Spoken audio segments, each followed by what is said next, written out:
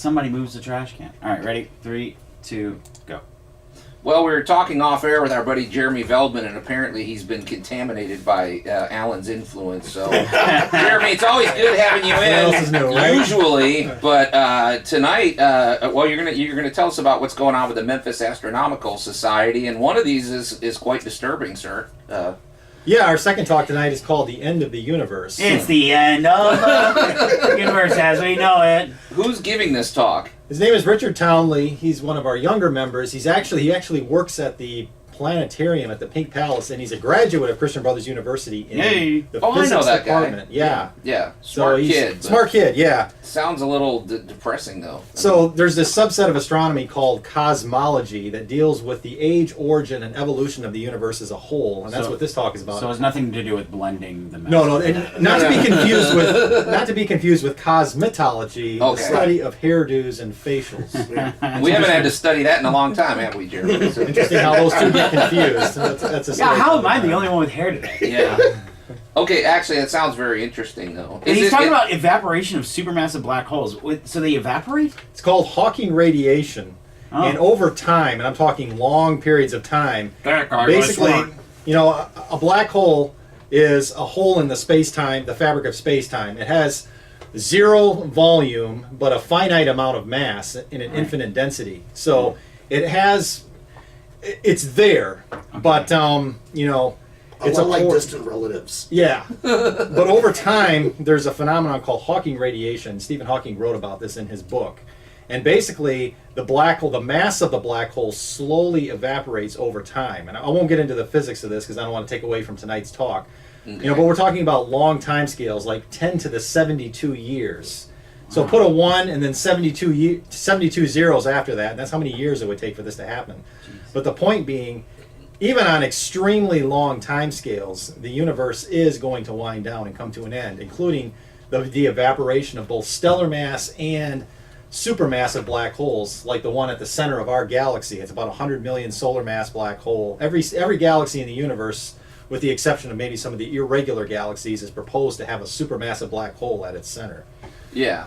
That's what kind of keeps things moving and recycling and everything, or it's kind of the chicken-egg argument. Which came first, the galaxy or the supermassive black hole? But the more we study supermassive black holes, the more we understand that it's fundamental for the formation of galaxies. This is so wild, man. All right, so that's going down. It is that point where you tie the string. Yeah. Right? If you want, it's the gravitational point. It's that thing in space where you go, here, hold this. Yeah. And we're just going to put everything out along and make it swirl around it. Uh-huh. Think of it like the eye of a hurricane. Okay. Yeah. Right. It's but eye of a hurricane is a calm place, I thought. Yes, but the middle of a black hole. Black hole could be too. Jeremy, I feel that your atoms are separated. They're no longer vibrating. You wouldn't be worrying about much. You won't feel a thing when you're spaghettified. I feel like you might be answering a question I've had in my mind for a long time, and it is, so are you saying that because here's my thing, okay, black holes suck everything into it, including light, right? Well, right. I mean, they absorb, to me, it seems like it would fill up after a while. I mean, how do you just do that? How does it suck everything into it? Haven't you seen the lovely pictures of the Hubble, of the spray coming out the backside? Well, that's what I'm saying, right? So is this the activity? Is this thing that you're talking about tonight part of like what's? It's got to go somewhere. They're talking about the evaporation of them. So we're talking about the end of the universe. That would mean that they were more like a gaseous kind of form, or a liquid kind of substance, like substance. If you live it, intergalactic dark matter and plasma. Well, yeah. Go ahead, Jeremy. I asked you the question. If you have a black hole just sitting there, it's not going to be stable forever.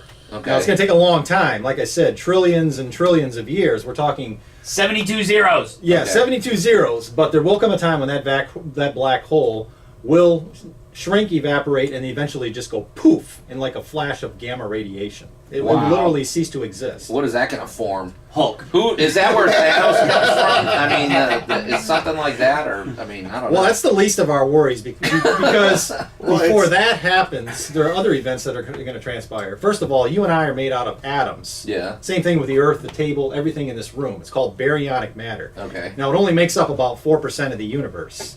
So we got this little. If you imagine a pie chart, okay, 4% of the universe is everything that we see, experience, and can test in our laboratories. It's called baryonic matter. Okay. The other 96% is dark matter and dark energy. I won't get into that in this topic, but the point is, of that 4%, only 10% has been used up. So every star, planet, galaxy, quasar, asteroid, planet, person, etc., makes up 0.4% of the mass energy content of the universe. The other 3.6% of that pie is basically raw material in the form of interstellar and intergalactic gas that is used to make stars and eventually planets and people. And, so basically the good news is over a period of 13.6 billion years, we've only used up 0.4% of the mass energy content in the universe. Yeah. But there will come a day in the future when the rest of that 3.6% is used up. And Thanos comes in and snaps his fingers. There you go. This is, Jeremy, what is it like when you guys at the Memphis Astronomical Society have a dinner party? It's very What is the depressing. conversation? Yeah, very depressing. I think my brain would hurt by the end of that. You mean other than the fact that our wives and girlfriends leave the room because they got better things to do and listen to a bunch of geeks talk about this stuff? I mean, But I'm hey, just listen, if you're imagining- interested, if you're interested in that kind of topic, you can come by tonight. Yeah, because what's that's when going it's on tonight? down. So that's one. That's one of the topics. So Yeah, let's if you talk need number to know one. where to aim the super laser, Yeah, you need okay. to go to the meeting. Yeah. Now, the first talk is more practical talk. Okay, good. And that's by my buddy Rick Honey, and it's on an introduction to astronomical seeing. So now, if you're an observational astronomer like me, or even if you're not, you just like to get out and view some of the wonders of the night sky, seeing conditions is a very practical aspect of it. Something Sure. you really need to know, whether it's evaluating sky conditions like transparency or how to get your telescope set up right and adjusted to ambient conditions so that it's ready for seeing. Right. A lot of people think they can just roll their telescope out there, pull the cover off, and then they're ready to go. And not exactly true. Oh, It I was takes, raising my hand. Yeah. imagine a pot of boiling water, and that's essentially like what the mirror of your telescope is immediately when you get it out there. Instead of water, though, it's air currents going over the mirror that are really disrupting the images. So Rick talks about some of the practical aspects of getting yourself set up, comfortable, and ready to observe. Okay. Oh, that's interesting. Because there's going to be some really cool things to observe here soon. Yeah, what's going on Yes. with are you going to tell us that? Yes. Okay. So it's June 1 today, Right. and Mars is reaching what's called opposition. Yeah. The Okay. date of opposition is going to be July 27, a little less than 2 months from now. Okay. And basically, opposition occurs when Mars is on the same side of the Sun as the Earth. Right. And really, Sun, Earth, and Mars form a straight line. So Right. Earth is right in between Mars and the Sun. And the horsemen come out. Yeah. The horsemen come. But that's when we're at Mars is at its closest to us. Like if we were ever Yeah. going to go to Mars, we time it out so we hit it during this opposition. Exactly. Right. Now, Okay. opposition occurs every couple of years, but what makes this opposition unique is that it's a perihelic opposition, Oh yeah. meaning that Mars is not only at its closest point to Earth, but also at its closest point to the Sun. So it's going to be really, really bright in the night sky. Cool. Are we going Wait. to see it with naked eye? Absolutely. It'll be Oh, yeah. very bright. I was about to ask you because you were on a couple months ago talking about using binoculars to look at some of this stuff. To me, would that be could you see This is a something with perfect binoculars? binocular target. Wow. Okay. This is weird. Yeah, this Yeah. is actually going to be what you would call a classical sky. In other words, you're actually going to see the color. Yeah. You're Right. going to see the dot in the sky. You're going to be just like the guy 2,000-3,000 years ago looking up. Hey, there's something right up there. Yeah. There you go. What is that big orange dot? Well, in he'd the have a sky? Latin It's a sun accent. number 2. Yeah. Yeah, and it's going to be well lit up, like you said, by the sun. So I mean, it's not going to be close enough like the moon.